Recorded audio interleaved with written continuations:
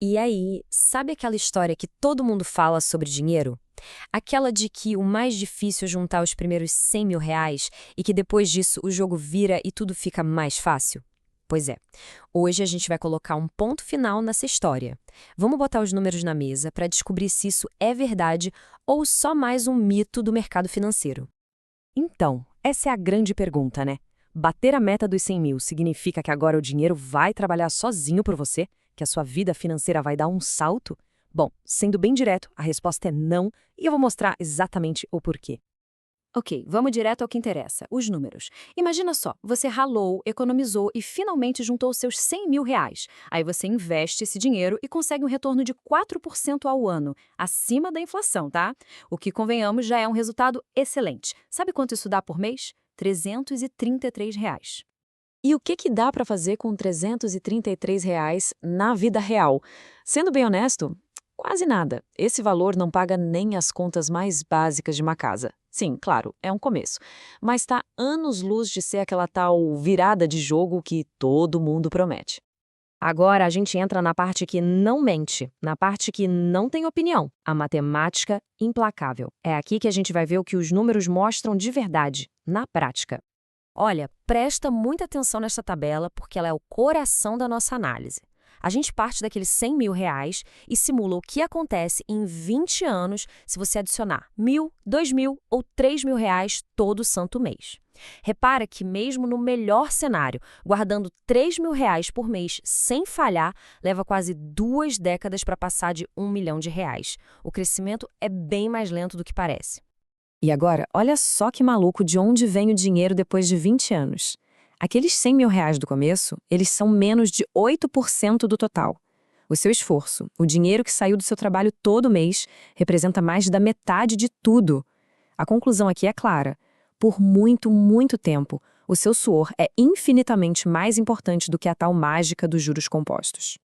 E essa tabela aqui traduz esses números para a vida real.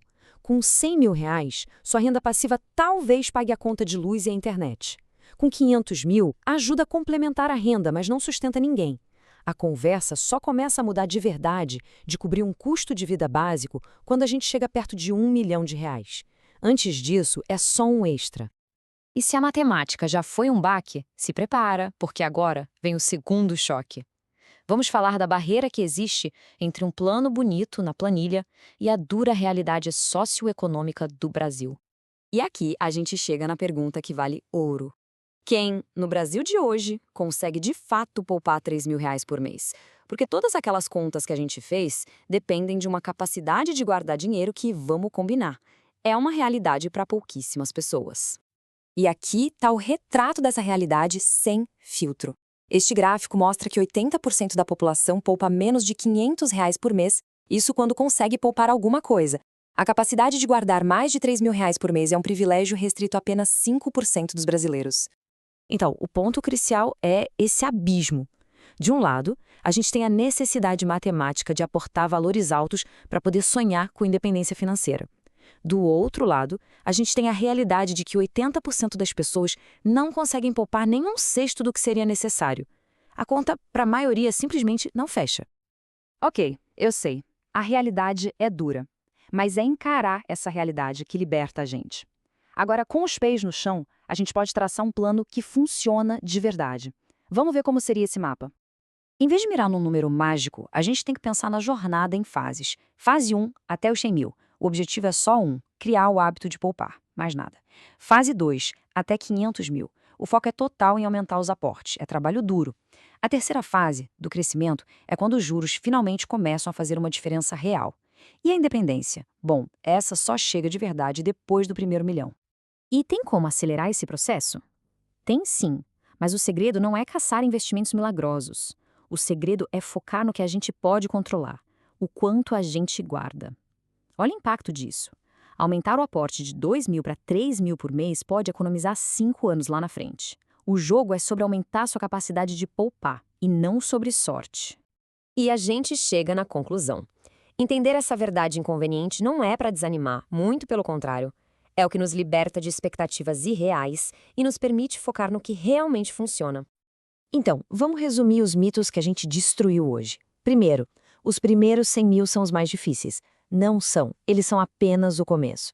Segundo, os juros compostos vão fazer o trabalho por você. Não por muito tempo. No começo, os aportes são muito mais importantes. E terceiro, com 100 mil você já tem uma base sólida. Também não.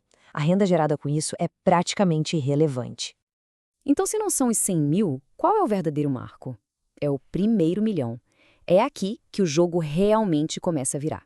É o ponto em que a renda passiva pode, de fato, cobrir suas despesas básicas, te dando a coisa mais valiosa de todas, a liberdade de poder escolher.